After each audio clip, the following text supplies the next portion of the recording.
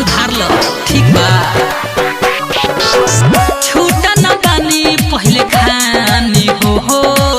रखेला लो संगे निगरानी हो रही तर मंटू छोटू पी हो पानी ढार के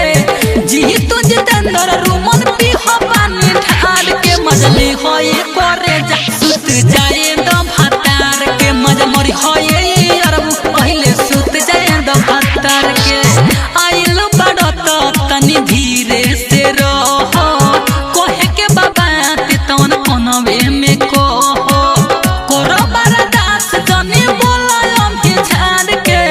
कोरो बरदास जनी बोला हम के झाड़ के मजली हो ये अरब सुत जाए दम भातार के मज मरी हो ये करे जा पहले सुत जाए दम भातार के। अब तारा बाप के बपौती नहीं खा रहे बल्कि मनमानी करता रह ठीक है।